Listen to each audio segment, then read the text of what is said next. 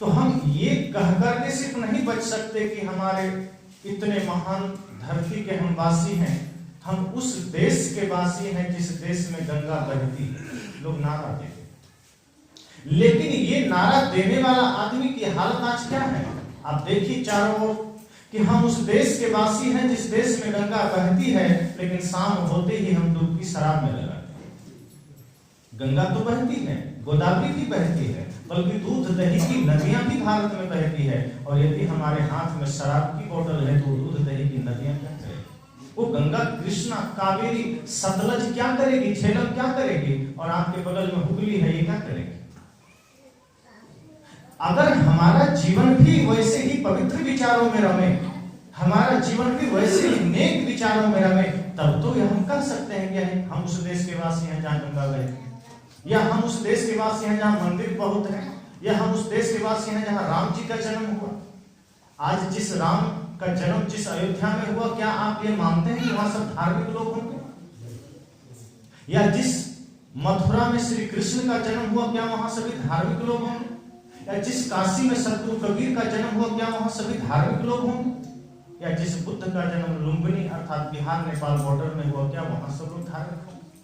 या महावीर जो बिहार में हुए, वो क्या धार्मिक वहां के लोग? महापुरुषों का जन्म लेना मात्र वहां की धार्मिकता की पहचान नहीं हो जाए।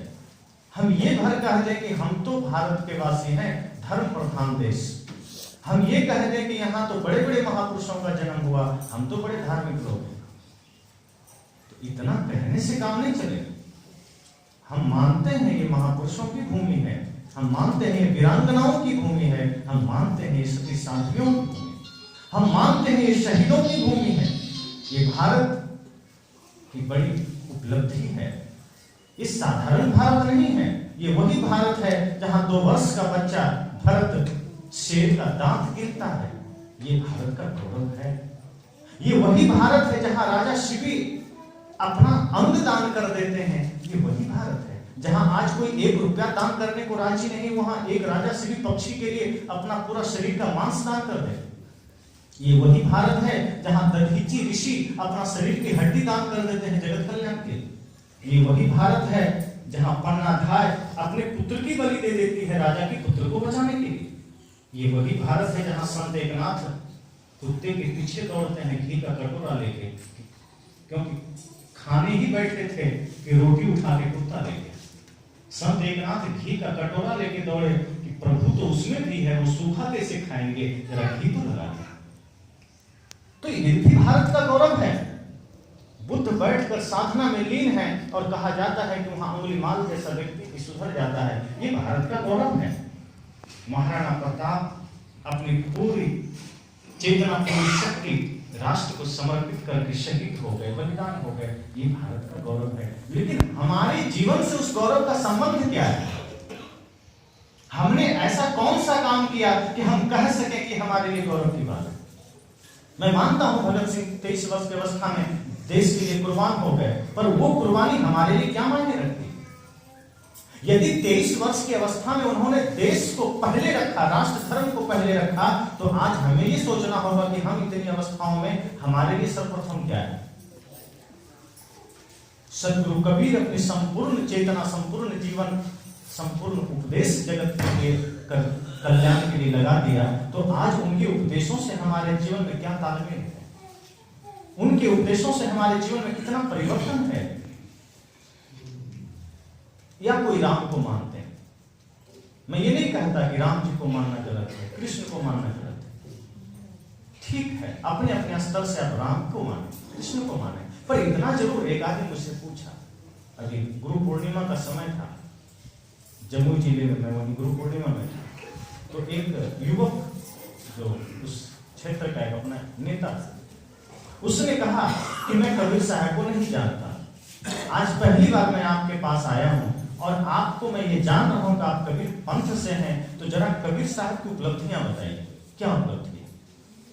मैंने कहा आप किन्हें मानते हैं? उन्होंने कहा मैं राम जी को मानता हूं। मैं कहा बहुत अच्छी बात है। कबीर साहब ने कभी ये नहीं कहा कि तुम राम को मत मानो, तुम कृष्ण को मत मानो, लेकिन सदगुरु कबीर ने इतना जरूर कहा कि ओ राम को मानने वाले, वो कृष्ण को मानने वाले, अगर तुम राम को मानते हो तो जरा राम का काम भी करते जाना।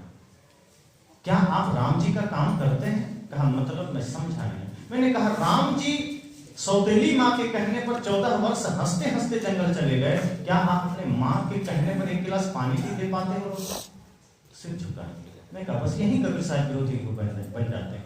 कबीर साहब यही विपरीत खड़े हो जाते हैं कि मैं इसी पूजा का विरोध करता हूं कि एक और तुम राम के मंदिर में जाके तो कह रहे हो तमेव माता च पिता तमेव बंधु च सखा, कि तुम ही माता, तुम ही पिता, तुम ही बंधु, तुम ही सखा, सब कुछ तुम ही हो। पर जिस माता ने जन्म दिया, जिस पिता ने जन्म दिया और उसका मान सम्मान और उसकी पूजा स्वयं श्री राम ने की, क्या उस माता पिता के लिए कुछ करते हो? कहा नहीं। मैं कहा फिर कैसे राम जी ऐसा नहीं करते थे? राम जी तो माँ की पूजा करते थे, माँ की आज्ञा पालन करते थे, पिता की आज्ञा का पालन करते थे। अगर आप नहीं करते हो तो कैसे राम भक्त हो? सदगुरु कबीर इसी का विरोधी कि आप राम जी को मानिए लेकिन राम जी की भी मानिए, उनके आचरण को भी धारण कीजिए। मंदिर जाइए आप कृष्ण के, लेकिन जिस प्रेम की मधुर बंसी श्री कृष्ण ने बजाई, क्या वो आपके बीच में है? दो मित्र के बीच में है? आपके परिवार में वो प्रेम है? क्या वो आप समाज में वो प्रेम की धारा बहा पा रहे हो? अगर नहीं बहा पा रहे हो तो कृष्ण के मंदिर में जाके तमेव माता च पिता करना तो व्यर्थ ही है। जिस माता ने जन्म दिया अगर उसके चरणों में तुम्हें प्रेम नहीं, जिस पिता ने जन्म दिया उसके चरणों में तुम्हें प्रेम नहीं, जो परिवार तेरा है उसमें प्रेम नहीं, जो राष्ट्र तुम्हारा है उस राष्ट्र से प्रेम नहीं, तो कृष्ण के मंदिर में खड़े होकर तुम कर ही क्या लोगे? आचरण तो कंस का ही होगा तुम्हारा। मैंने कहा सदगुरु कबीर इसी पूजा के विरोधी है कि आप पूजा कीजिए, चाहे राम की कीजिए, चाहे कृष्ण की कीजिए, चाहे बुद्ध महावीर कबीर की कीजिए, लेकिन उनके द्वारा दी गई देशना, उनके द्वारा दिया गया उपदेश, उनके द्वारा दिया गया ज्ञान जीवन में धारण कीजिए तो वो पूजा सार्थक है। फिर उस पूजा के लिए आपको मंदिर जाना भी नहीं पड़ेगा। जिस पूजा की बात सदगुरु कबीर कहते हैं उसके लिए मंदिर जाना अनिवार्य नहीं है। सदगुरु कबीर जिस पूजा की बात करते हैं वो पूजा ऐसी है कि जहां आप मन पवित्र करके खड़े हो जाओ वहीं मंदिर खड़ा हो जाए। तो देवता इस भारत की परंपरा है और हमारे जिनकी स्मृति में हम हैं उनका नाम भी पूज्य देवता है। कितनी गजब की बात है। और उनका जीवन भी दिव्य गुणों से संपन्न है, उनमें है देवत्व। मैंने कहा ना देवता मतलब जिन्होंने देना ही देना जाना है, जिन्होंने सिर्फ दिया है समाज, चाहे ज्ञान दिया हो, चाहे श्रम दान दिया हो, चाहे मन से किसी के लिए हित कामना किया हो, तो जिन्होंने दिया है वो देवता है और वही श्रेष्ठ है। एक बार घटनाएं कहानियां सुनाई जाती है, आप सुने होंगे। एक बार चर्चा हो गई कि कौन बड़ा है, देवता बड़ा है कि दानव बड़ा है।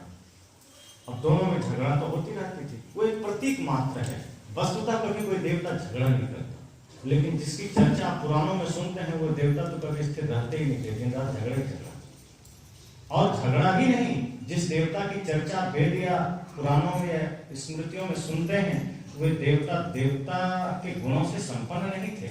कोई आदमी तपस्या करता है तो इंद्र को दिक्कत हो जाती थी, सबसे पहले तो मेरी गद्दी न छीन, और वो उसकी तपस्या भंग करने के लिए पूरा प्रयास करता था। अगर कोई व्यक्ति तपस्या कर रहा है तो सबसे पहली दिक्कत इंद्र को होती थी और वो पहुंच जाता था तपस्या भंग कर। ये तो ऐसा ही है जैसे कोई धर्म के मार्ग पर चल रहा है तो दूसरा आदमी उसको धर्म पर प्रेरित करने लग गया, और जो आदमी तपस्या भंग कर दे वो देवता तो कम से कम नहीं हो सकता। तो मैं उस देवता की बात नहीं करता जो आचरण से भी देवता हो, तो लेकिन फिर भी एक उदाहरण है। तो दोनों में बातें हो गई कि कौन बड़ा है। देवता ने कहा मैं बड़ा हूं, दानवों ने कहा ये कैसे हो सकता है, तुम लोग अपने मन से कह दोगे तो हम मान लें, हम बड़े। दोनों में कहा सुनी शुरू हो गई। तो दोनों के जो गुरु थे, दानवों के शुक्राचार्य और देवताओं के बृहस्पति, दोनों मिले।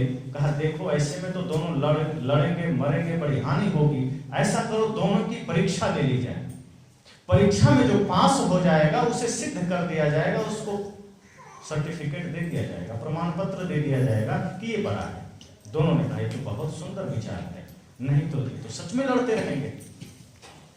दोनों को भोज के लिए निमंत्रण दिया गया कि एक भोज रखा गया है स्वर्ग में, दानव और देवता दोनों सम्मिलित हो जाए।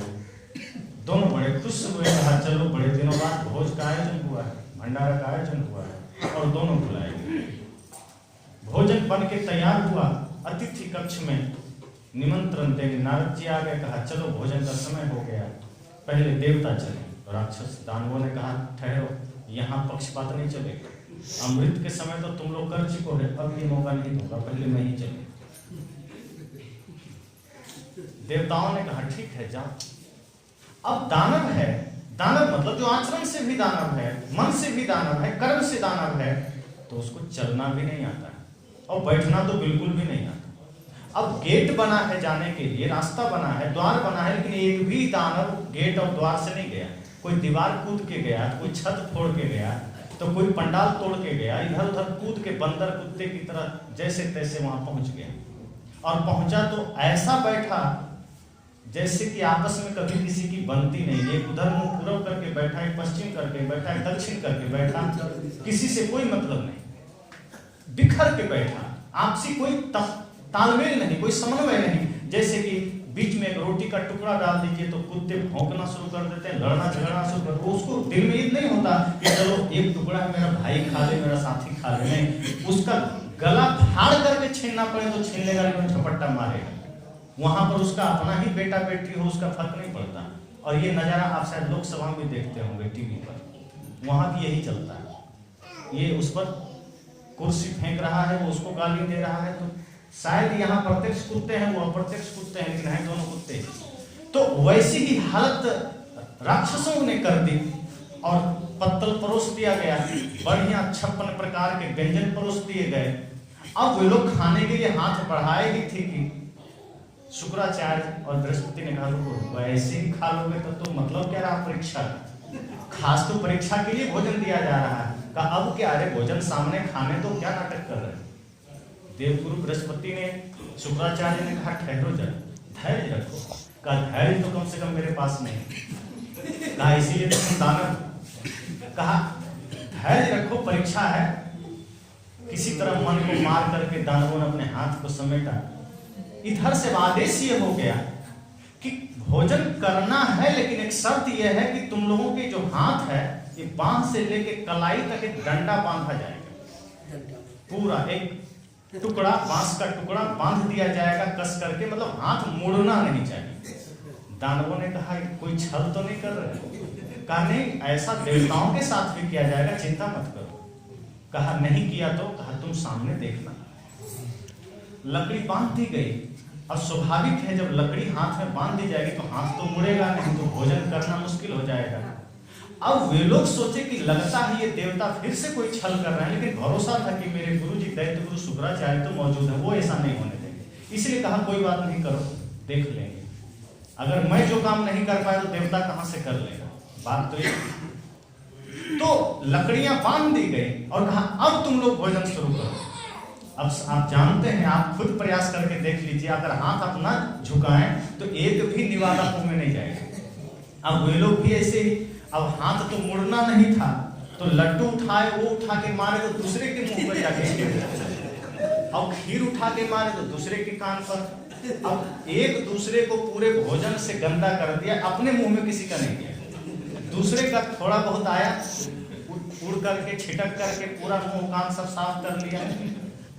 ऐसा मालूम पड़ रहा था जैसे गोबर की ढेरी में कोई मुंह घुसाया हो, पूरा एक दूसरे को नहा लिया ऐसे ही कचड़ा करके। एक दाना अंदर गया नहीं, बेचारा गुस्से में तो पागल कहा ये बड़ा छल हुआ है, इतना सुंदर भोजन बनाकर हमें कराया नहीं गया, हाथ बांध दिया गया, अब देखते हैं देवता कैसे करेगा। दानव उठ गए। अब उठ गए तो शांति से नहीं बैठा, सब बाउंड्री पर चढ़ गया, एकदम ऐसे देखने लगा, देखते हैं देवता कैसे करेगा। जैसे सीसीटीवी कैमरे लगाए जाते हैं वैसे अपनी आंखों को गड़ा दिया पंडाल में, अब देखते हैं देवता कैसे करेगा। लेकिन चूंकि देवता है, जिसका जीवन दिव्य गुणों से संपन्न है, वो देवता है, वो बिल्कुल कतारबद्ध दरवाजे से प्रवेश किए और बिल्कुल लाइन में बैठे। एक लाइन में देवता बैठे, फिर दूसरे लाइन में देवता बैठे, तीसरे लाइन में, और एक ऐसा लाइन उन्होंने बनाया एकदम जैसे मैं इधर से बैठा हूं, आप उधर से आमना सामने, ऐसे पूरा दो लाइन करके एक दूसरे के आमने सामने बैठ गए। उसके बाद भोजन का पत्तल परोस दिया गया। राक्षसों ने कहा देखते हैं इसको फट्टी बांधता है कि नहीं, लकड़ी बांधता है कि नहीं। जब बांधना शुरू हुआ कहा अब मजा आएगा। हम लोग भी परेशान हुए, भोजन नहीं मिला, ये लोग भी परेशान हुए। अब वो तो खुश है, नाच रहा है कि चलो सेम बात हो रही है, बराबर बात चल रही है, जीतेगा कोई नहीं। थाली में भोजन आ गया, पत्तल में भोजन आ गया और लकड़ी भी बांध दी गई और दानव उधर खुश हैं कि मामला तो गया काम से। लेकिन उधर जैसे ही कहा भोजन शुरू किया जाए तो देवता समझदार थे, उन्होंने कहा हाथ बंधा है, अपने में तो दे नहीं सकते लेकिन हाथ बंधा दूसरे को तो दे सकते हैं, बस उठा करके वो सामने वाले को खिलाने लगे। क्योंकि आमने सामने बिल्कुल लाइन से बैठे थे, तो पत्तल में भोजन उठाएं, सीधा हाथ दूसरे को खिला दें, वो इनको खिला दें, ये उनको खिला दें। ऐसे ही पूरे देवता पूरा पत्तल का भोजन खा गए और दानव देखते रह गए। कहा बाप रे बड़ा भूल हो गई, ये ख्याल ही मन में नहीं आया, ये तो विचार ही मन में नहीं आया कि इतना सरल समाधान हो सकता था, क्या इतना सरल उपाय हो सकता था। लेकिन दुनिया का यही नियम रहा है कि सरल उपाय भी बड़े मुश्किल से समझ में आती, सरल उपाय ही किसी किसी को जल्दी समझ में नहीं आती, और कठिन के लिए वो दिन रात प्रयास करता है, जीवन लगा देता है। और बात में मुहर लग गई इनके लिए, देवताओं के लिए, कि देवता श्रेष्ठ हैं। और श्रेष्ठ क्यों हैं? क्योंकि उन्होंने पहले अपना खाने की चेष्टा नहीं किया, उन्होंने दूसरों को दिया। पहला ध्यान उन्होंने ये दिया कि मैं खुद तो नहीं खा सकता लेकिन मैं दूसरों को खिला जरूर सकता हूं, और जो दूसरों को खिलाने पे तैयार है उसको खिलाने वाले तैयार है। देवत्व और दानवत्व, तो जिसके जीवन में देवत्व घटित होगा वो सबसे पहले देना जानता है, वो देता है, वो लेता नहीं है, उसको स्वाभाविक मिलता है, वो बदले में आपसे कुछ नहीं चाहेगा। और जो चाह कर लिया वो देना भी व्यर्थ हो जाता है। फिर वो कुछ, जैसे आप किसी को दान दे दीजिए और बदले में अगर फल की आशा आपने कर दी तो आपका वो दान बिल्कुल व्यर्थ चला गया, उसका फल आपको नहीं मिलेगा।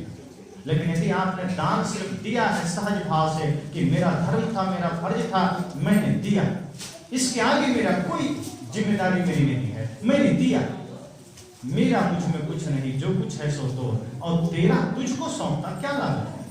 सदगुरु कबीर कहते हैं कि मेरा क्या है मुझ में। अरे जब आए थे तो शरीर मात्र था साथ में, और जाएंगे तो शरीर भी छूट जाएगा। क्या है मेरा? जो मिला है इसी धरती पर आकर मिला है और जाने से पहले छूट जाएगा। तो क्यों न जो है उसमें हम हंसते मुस्कुराते जी लें। किसी के आंसू पोंछने का अगर हम जिम्मेदारी ले लें, किसी को हंसाने का काम हम कर जाएं, कितनी बड़ी बात हो जाए। तो जो देवता होते हैं वो देते हैं, चाहे वो प्रेम देना हो, चाहे सत्य देना हो, चाहे ईमानदारी देनी हो, चाहे मीठे वचन देना हो। तो ऐसे हमारे देवता हैं और उनकी स्मृति में हम ये सत्संग कर रहे हैं। बहुत सौभाग्यशाली हैं सभी लोग कि ऐसे संतों के स्मृति के अवसर पर सत्संग हो रहा है।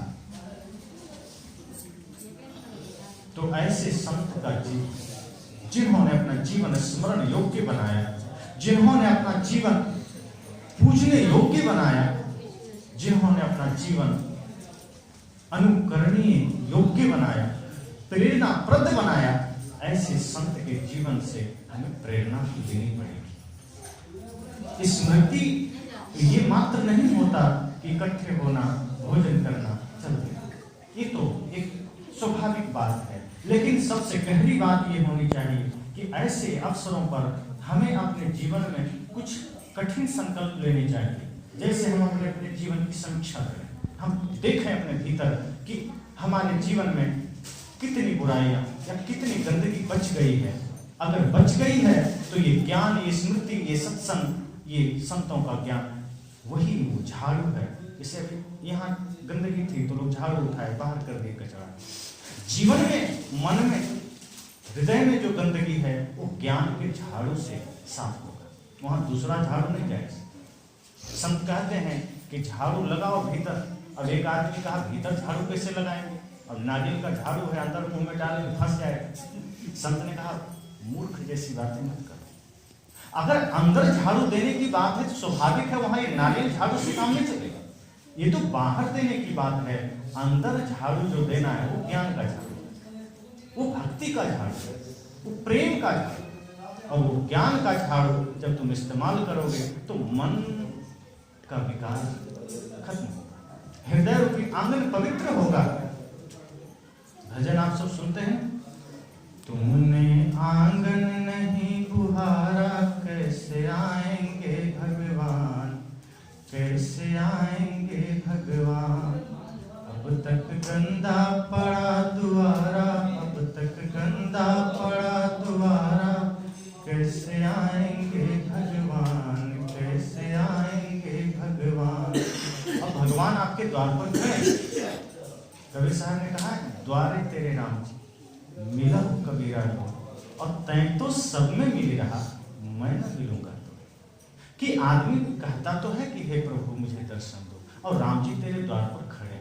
मान लो कभी राम जी आ गए और राम जी ने देखा कि आदमी मुझे याद करता था और मिलो कबीरा हूँ, और राम जी कह रहे भाई मुझसे मिलो, मैं तो आ गया, लेकिन तय तो सब में मिल रहा। लेकिन जब मैं आया तो मैं देखता हूँ कि आदमी तो सब में मिल गया है, ये तो परिवार में मस्त है, धन में मस्त है, दुनियादारी में मस्त है, फिर ऐसे तो मैं ना मिलूंगा, फिर अब मैं तुम्हें कभी नहीं मिलूंगा, लौटता हूँ। तो जब तक हम अपने हृदय रूपी आंगन को पवित्र नहीं करेंगे वो देवत्व आएगा कैसे। मैं खास ये कहना चाहता हूँ कि ऐसे देवता साहब जिनका जीवन दिव्य गुण से संपन्न है, हम भी प्रयास करें कि हमारा जीवन भी दिव्य गुण संपन्न हो। और जिस दिन से दिव्यता आएगी उस दिन स्वाभाविक आप परमार्थ की तरफ बढ़ेंगे। जैसे एक आदमी अभी जो सोचता है, पूरे भारत की बात मैं करूं तो अधिकांश व्यक्ति ये सोचता है कि हमारे पास घर हो, परिवार हो, बढ़िया गाड़ी हो, एक बढ़िया नौकरी हो। इससे अधिक कोई सोचता है? नहीं सोचता। ये कोई नहीं सोचता। ये ख्याल किसी के मन में नहीं आता कि मेरे पास जो है सो है, साईं इतना दीजिए जामे कुटुंब समाए, मैं भी भूखा ना रहूं साधु न भूखा जाए। ये ख्याल मुश्किल से किसी को आता है कि प्रभु जो है सो है, लेकिन मेरा पड़ोसी दुखी है, जरा वो भी सुखी हो जाए। मेरा भाई दुखी है, उसका भी दुख दूर हो जाए। मेरा देश भ्रष्टाचार में लिप्त है, मेरा समाज पतित हो रहा है, हे प्रभु ऐसी कृपा करना कि मेरा समाज भी उन्नति करे, मेरा परिवार उन्नति करे, मेरा देश उन्नति करे, मेरा पड़ोसी भी सुखी हो जाए। पर आदमी भगवान की भी प्रार्थना करता है तो यही करता है कि प्रभु सब कुछ मुझे देना और पड़ोसी का भी छीन के दे दो तो और अच्छा है। अगर पड़ोसी ने कहीं बढ़िया मकान बना लिया तो हमको बुखार आने लगता है, कैसे बना। पड़ोसी का बच्चा अगर बढ़िया IAS IPS कंप्लीट कर गया तब और बुखार आता है, पानी चढ़ने की नौबत आ जाती, कैसे करें। खुश होना चाहिए कि चलो कम से कम कोई तो किया, अपना ही पड़ोसी है, अपना ही है। कौन अलग है, कौन पराया है, सब तो अपना है, सब में वही भाव है। लेकिन आदमी की प्रवृत्ति ये होती है कि देवत्व तो उतरता ही नहीं है। वो देवता की पूजा करते करते भी दानवत्व ही उतार लेता है। एक आदमी शिव जी की पूजा कर रहा है, काल्पनिक कहानियां हैं लेकिन बड़े शिक्षाप्रद है, और उसके साथ एक आदमी और कर रहा है। दोनों थोड़ी दूरी पर तपस्या कर रहा था। काफी कठोर तपस्या के बाद शिव जी प्रसन्न हुए। तो जो पहले नंबर पर था वहां आए, कहा मैं तुमसे प्रसन्न हूं, मांगो क्या मांगते हो। उसने कहा जो मांगूंगा मिल जाए। कहा बिल्कुल, इसलिए तो मैं आया, लेकिन हाँ एक बात ध्यान रखना, वो तेरे साथ में जो एक आदमी तपस्या कर रहा है, देख रहे हैं थोड़ी दूरी पर बैठा है, कहा तुम जो मेरे से मांगोगे उसका डबल मिलेगा उसको। वो कहा ये क्या बात है, उसने किया है वो उसको दीजिए, मुझे मैंने किया मुझे दीजिए, इसमें तुलना क्यों कर रहे हैं। अब ये कोई बात हुई, मैं एग्जाम में लिखूंगा 5 बगल वाला विद्यार्थी होगा, ये क्या मतलब, ये कोई तरीका है। कहा तरीका जो हो पर ये मेरा टर्म्स एंड कंडीशन है, अगर मांगना है तो मांगो, वरना जाओ, मैं चलता हूं, मैं उसी को दे दूंगा। और उसको दूंगा तुम्हें कुछ नहीं मिलेगा, लेकिन तुम्हें दूंगा तो उसको डबल मिलेगा। कहा रुको 5 मिनट का समय तो ऐसा नियम लगा दिए कुछ सोचने तो। सीधी बात होती तो शायद गाड़ी घोड़े बंगले मांग लिए होते, सोने चांदी मांग लिए होते, लेकिन अब मामला अटका दिया है आपने, मामला टेढ़ा कर दिया है, पेचीदा कर दिया, तो थोड़ा धैर्य तो रखो। अब 5 मिनट वो विचारने लगा कि ऐसा क्या मांगू कि मुझे तो मिले कम नुकसान हो, उसको ज्यादा नुकसान। कहा ठीक है मैं समझ गया, अब दो मुझे। कहा क्या? कहा मेरी एक आंख फोड़ दो। अब उसकी दोनों फूट गई। शिव जी भी कही इतना दिमाग तो मैंने भी नहीं लगाया तो तुम ऐसा मांग लो। हम धरती लोक के प्राणी हैं, बड़े टेढ़े होते हैं, आप टेढ़ा वरदान दे रहे हो, तुम्हें टेढ़ा मांग नहीं सकता। और अब दूसरा देखो, पहला क्या है, दूसरा देखो। क्या अब क्या मांग रहे हो? मेरा एक पैर तोड़ दो। और सामने वाले दूसरे दोनों टूट गए। शिव जी कहा गलती हो गई, तुम लोगों से सावधान रहना। ये धरती लोग का आदि विश्वास के लायक नहीं। कब क्या मांग ले, पड़ोसी का सुख तो कम से कम नहीं मांगे, दूसरों की खुशी तो कम से कम तुम नहीं मांगोगे। कहा बस समझ गए तो वरदान सीधा देना था, टेढ़ा देने कौन कहा? यही हमारी प्रवृत्ति। देवता हो, महापुरुष हो या सद्गुरु संत हो, ऋषि मुनि हो, हम उनके जीवन को देखते तो हैं, उनकी किताबें पढ़ते हैं, उनकी जीवनियां पढ़ते हैं। रामायण कितने बार देख चुके होंगे, कृष्णा कितने बार देख चुके होंगे, महाभारत सीरियल कितने बार देख चुके होंगे। सुना हो जब महाभारत रामायण कृष्णा सीरियल जब शुरू हुआ था तो कितनी टीवी बिके थे उस समय, लोग खूब खरीदे थे उसी नाम से ताकि हम देख सकें। लेकिन देखने वाले भी गजब की बात है, उसमें अच्छाई एक भी आदमी नहीं ले पाता। दुर्योधन क्या करता था उसको ज्यादा कैच करता, कंस क्या करता था उसको ज्यादा ग्रहण करता। दुशासन ने चीरहरण किया था, वो घटनाएं बढ़ गई भारत में दुशासन का चीरहरण देखकर। और उस समय तो द्रौपदी का चीरहरण हुआ था, अब तो हर घर में ऐसा चलता है। तो महाभारत हम देखे, लेकिन हमने कृष्ण का कोई ज्ञान न लिया, कृष्ण पितामह का कोई ज्ञान न लिया, या और भी विदुर जी थे उनका कोई ज्ञान न लिया।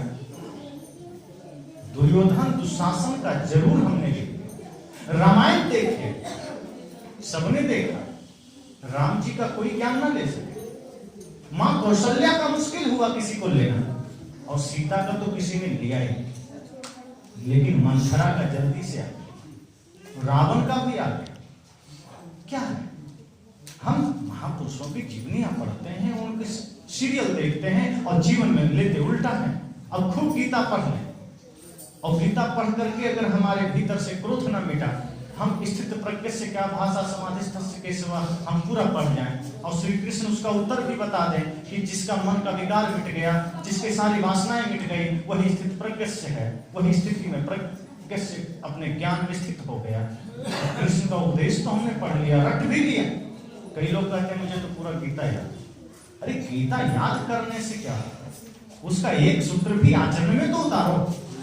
तो ऐसे ही ये बड़ा ही सुनहरा अवसर है, और इस अवसर पर जब कि सब लोग एकत्रित हैं, पूज्य आत्मलीन देवता साहिब जो बड़े ही दिव्य गुण से संपन्न है। कई बार ऐसा होता है कि कुछ संत होते हैं जो अपने पूर्ण रहनी में होते हैं, पूर्ण ज्ञान में होते हैं, पूर्ण समर्पण में और साधना में होते हैं, लेकिन उनका बहुत नाम नहीं हो पाता। कुछ होते हैं जिनका नाम बहुत हो जाता है। इसका ये मतलब नहीं कि दोनों की स्थिति में कोई फर्क है। हाँ, ये फर्क है कि बाहरी विस्तार किसी का ज्यादा हो गया, बाहर का विस्तार किसी का कम हुआ, लेकिन भीतर की शक्ति बराबर। ये वैसे ही है, इसको ऐसे समझ सकते हैं जैसे कोई धनी आदमी है, कोई राजा है, वो सोने के दिए जला रहा है, आरती कर रहा है। एक गरीब आदमी मिट्टी का दिया जला रहा है। दिया में फर्क है, लेकिन दोनों में जो ज्योति है उसमें कोई फर्क है। जब ज्योति जलेगी तो क्या वो सोने की ज्योति जलेगी, इसका मिट्टी का ज्योति सेम होगी, उसमें कोई फर्क नहीं होगा। तो आचरण सेम हो जाता है, साधना बराबर ज्यों के त्यों होती है, बस बाहर का विस्तार में फर्क होता है, वो मायने नहीं करती। बाहर का विस्तार तो किसी का भी हो जाता है, और जिनका जिनका बहुत ज्यादा विस्तार था वो आज कहाँ है सब जानते हैं, कहीं ना कहीं किसी न किसी स्तर में सजा काट। तो बाहरी विस्तार हमारे जीवन की उपलब्धि नहीं है, हमारे व्यक्तित्व का विस्तार होना, पवित्र विचारों का विस्तार होना, हमारे आचरण का विस्तार होना। अगर हम आचरण के शिखर पर खड़े हैं तो हम झोपड़ी में भी खड़े होंगे तो हमारे जीवन की ऊंचाई में अच्छी रहेगी। और यदि हमारा व्यक्तित्व शून्य है, हम आचरण शून्य है और हम सोने के भवन के शिखर पर जाके खड़े हो जाएंगे तो हम किसी काम के नहीं। व्यक्ति की ऊंचाई ऊंची जगह में खड़े होने से नहीं मालूम पड़ती, व्यक्ति की ऊंचाई मालूम पड़ती है उनके ऊंचे आचरण से। फिर तो वो गुफा में जाके बैठा रहेगा तो पूरा भारत झुकने लगता है, पूरी दुनिया झुकने लगती है, वो भले दिखाई ना दे। ये है बदलाव हमारे जीवन का। तो इस अवसर पर यही मंगल कामना और देवता साहब के लिए क्या करूं, जो सुना हूं उस अवसर पर या जो मैं आप लोग से थोड़ा सा जान पाया हूं उसके लिए यही मैं कह सकता हूं। कर्म ऐसा किया तूने भुलाया जा नहीं सकता, तेरे एहसान का बदला चुकाया जा नहीं सकता। कर्म ऐसा किया तूने भुलाया जा नहीं सकता, तेरे एहसान का बदला चुकाया जा नहीं सकता, चुकाया जा नहीं सकता। यही दो पंक्ति मैं उनके लिए समर्पित करके और आप सबको मंगल कामना देते हुए, शुभकामना देते हुए और अपने लिए भी कि हम सब ऐसे दिव्य संतों के विचारों को अपने जीवन में धारण करें, ऐसे परम ज्ञानी परम समाधिस्थ महापुरुषों के आचरण को अपने आचरण में उतारें। यही उनके लिए हमारी यादें होंगी, यही उनके लिए हमारी श्रद्धांजलि होगी। बस बोलिए सद्गुरुदेव।